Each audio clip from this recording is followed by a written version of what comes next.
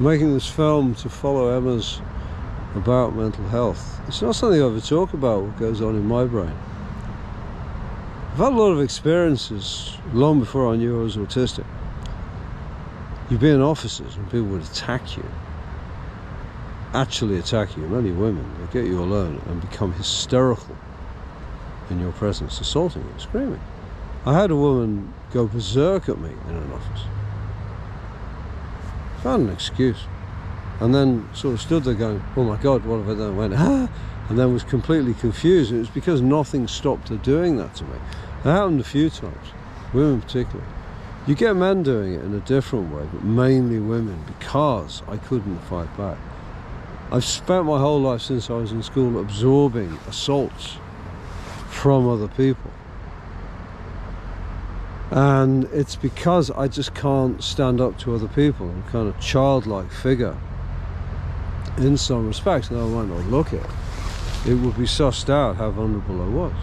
Now, there's an assumption that the more you can't sort of relate, then the more stupid you are. The more if you understood what was happening around you, you relate on those terms. But with me, there's a gap, so people will do stuff, and I know what's going on, and people are taking the piss out of me, use the phrase.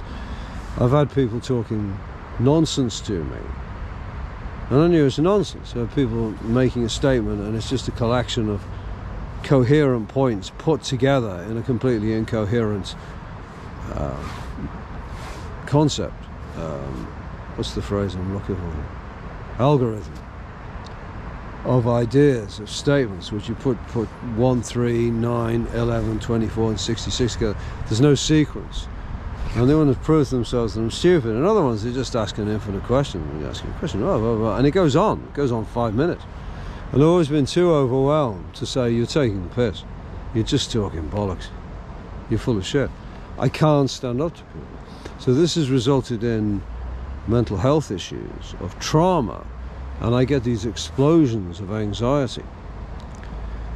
And sometimes it's just, I mean, I've even got my wedding pictures that hit me at one point. When all the pictures are being taken, it's when you can't actually do anything about these things, and because you're OCD, it rolls around your autistic head, so it all comes and finds you later on, whether you like it or not. And it's always the same urge. Oh, the train's going past. Something gets in the way of my reflecting of an intimate experience. It's a very important, difficult thing to say, and something interrupts me. Very typical of life.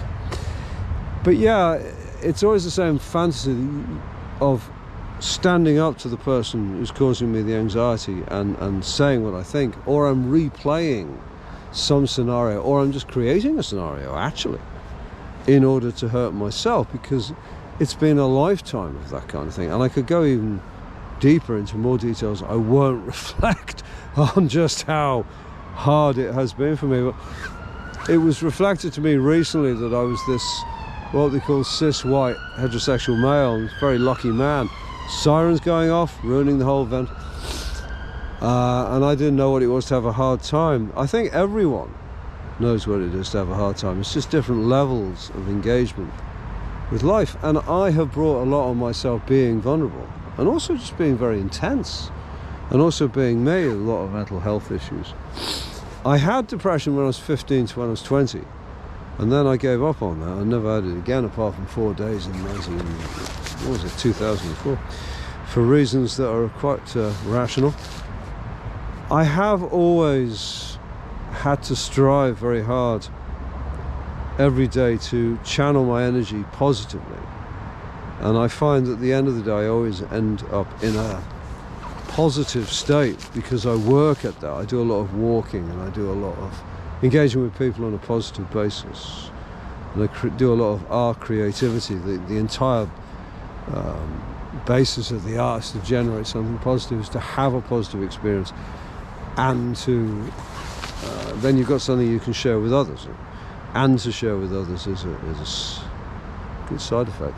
I think a really good positive artist, they create stuff for themselves and they share it with other people, and it works because it's universal. It's not just a view at one's colon. So here I am now in one of my favourite places in the world, which, as you can see, is, I don't know if you can see in the dark, it's a waterfall. I have kind of private space experiences I go to, places like this where I walk in the evenings alone, reflecting or on the phone to a very good friend. And you're able to share your life, and the idea of doing it with the internet is just, there you go, I'm gone, doing it again. Having the old twitches, no, I just put that one on. But it will hit you at any time, suddenly, mainly because I'm relaxed, the need to hurt myself, because no one else is doing it. So having such a good life these days drives you mad. So the moral of this story is that be alone with yourself and love yourself. Be alone with yourself and hug yourself. Find spaces like this where you can be positive, not negative. And be with good friends and wish love on yourself. The big secret of the metta bhavana practice, which is the kind of core of my Buddhist practice. The development of the force of unconditional loving kindness. Find love for yourself. And don't be afraid to share these experiences with others, but find the right others.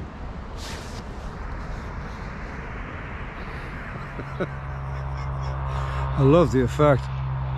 This is another part of my favourite place right where I live, where I can achieve these wonderful lighting effects. And I have such a wonderful view all around me. It's like living in the country. And yet we're in southeast London. So yeah, find yourself a private space, have a good scream, good square, cry, tell yourself it's everybody else, but face yourself and be beautiful. Give yourself a big hug. Make sure you get lots of hugs and cuddles and wish love on yourself. Let me take you through the practice of metta bhavana. May I be happy, may I be well, may I be at peace. Give yourself a few minutes of that and you think, may somebody I love that I don't fancy is happy and well. May my friend be beautiful. May the person I care about be at peace. Give yourself a few minutes of that. And you think about somebody you don't know, but you see every day. It could be an ordinary person driving your bus, working in a shop. May they be happy and well. Give yourself a few minutes of that. And finally, the fourth stage, think of somebody you don't like. Ooh, they caused you trouble, they hurt you. It wasn't me, it was them. They didn't have to do that to me. May they be happy and well, may they be at peace. Then you think of all those people together at the same time, perhaps around the same table in the same space. You find a way of doing it. May they all be happy and well. And you think of the whole world like that. All people. And creatures and everything. And you know, people find the first stage themselves the hardest. I think the more people have, here comes the train. Can you see it?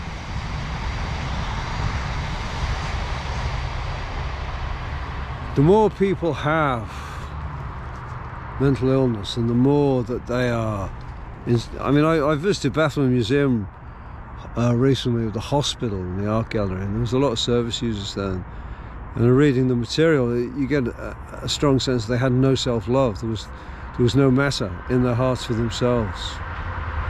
As I have to wish love on these train drivers who are going past and interrupting my film, just so you get to the important bit, that I found the people who were suffering intensely mentally had a profound lack of self-love, a self-metta, the development of the force of unconditional loving kindness, the force of unconditional loving kindness. They just didn't have it for themselves. That's what I was reading, that's what I was seeing in the exhibition, and in the art as well, and even seeing the service users around. Disenfranchised from positivity. You have to have that glint in your eye, that drive to do something with the day. You must finish the day on a positive note and go to sleep, knowing that tomorrow could be just as good, if not even better. And you may think, well, my life's been hell for years, it's been awful. That's a very naive thing to say. No, you can achieve it. I know I spent years in the Buddhist movement doing 2-week retreats, achieving just that, doing all these meditation sessions with friends, night after night, day after day, in these centres. And it was beautiful, and I preach it. I really am evangelical about it. Doesn't matter what your orientation, gender, sexuality, anything is. You can love yourself. Doesn't matter what other people have done to you, Oh, and they will do things to you. They really will do things to you. Oh, the world will do everything it can to sabotage your self-love. You must nonetheless have self-love for yourself. Develop it for other people and share it. Okay, sounds a bit happy clappy between you, AG. Oh, it's a bit naive, but it isn't. It's the best medicine, I tell you. So in conclusion, may you be happy, may you be well.